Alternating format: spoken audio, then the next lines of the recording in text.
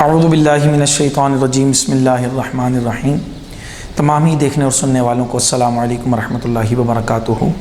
آج جو ہمارے پاس عنوان ہے وہ ہے اعتکاف۔ سب سے پہلے ہم اعتکاف کے فضائل اور اس کی جو اہمیت ہے اس کے حوالے سے گفتگو کریں گے، پھر دیگر ویڈیوز میں اس کے حوالے سے جو دیگر اشیاء ہیں وہ آپ کو سماعت کرنے کو ملیں گی۔ اعتکاف کے حوالے سے قرآن میں آیا وَلَا تُبَاشِرُوهُنَّ وَأَنْتُمْ عَاكِفُونَ فِي الْمَسَاجِدِ، اور مباشرت سے بچو، اپنی عورتوں کے پاس نہ جاؤ کس وقت جب تم مسجد میں اعتکاف کیے ہوئے ہو۔ تو اس سے سامعین محترم یہ پتہ چلتا ہے کہ اعتکاف جو ہے وہ مردوں پر مسجد کے اندر ہے، اس کے علاوہ نہیں۔ صحیحین میں حضرت اماں عائشہ صدیقہ رضی اللہ تعالی عنہا سے مروی ہے، آپ فرماتی ہیں کہ رسول اللہ صلی اللہ تعالی علیہ وآلہ وسلم آخری عشرے میں رمضان کے اعتکاف کیا کرتے تھے۔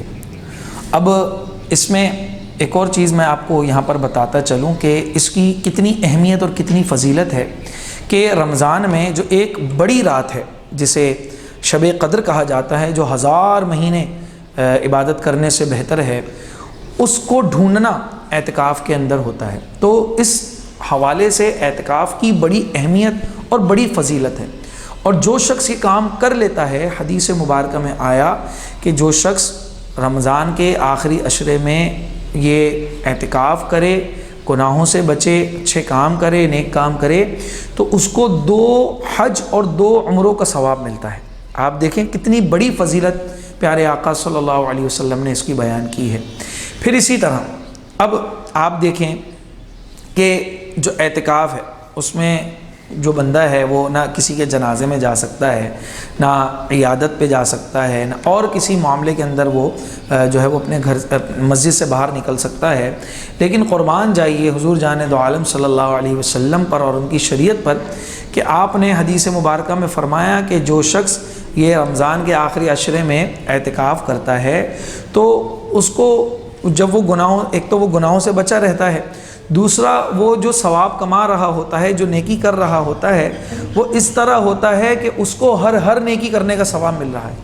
یعنی کہ وہ مریض کی عیادت کو نہیں جا پا رہا، نماز جنازہ کو نہیں جا پا رہا، وہ اور کوئی اس طرح کے نیک کام نہیں کر پا رہا، تو اس کو ٹینشن لینے کی ضرورت نہیں ہے۔ اس کے لیے یہ فضیلت ارشاد فرما دی کہ اس کو وہ سارے کاموں کا جو ثواب ہے، جو نیکیاں ہیں، وہ اس کو انشاءاللہ ملتی رہیں گی۔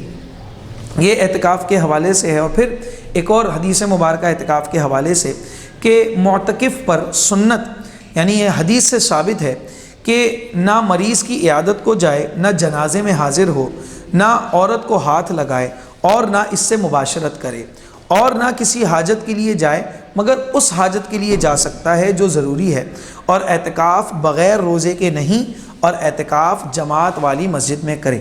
تو یہ ساری چیزیں حدیث مبارکہ سے ثابت ہیں۔ یہاں پر جو اہم چیز سمجھنے کی بات ہے کہ ہم نے اس آخری ایام کے اندر رب کو تلاش کرنا ہوتا ہے، اس کا قرب حاصل کرنا ہوتا ہے۔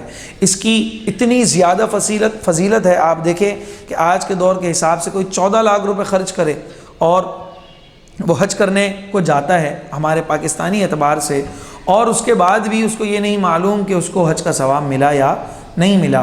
لیکن آپ دیکھیں کہ حضور نے جو ارشاد فرمایا کہ جو اس میں اعتکاف کرے گا آخری عشرے میں رمضان کے مسجد کے اندر، تو اس کو 2 حج، ایک بھی نہیں، 2 حج اور 2 عمروں کا ثواب ہے۔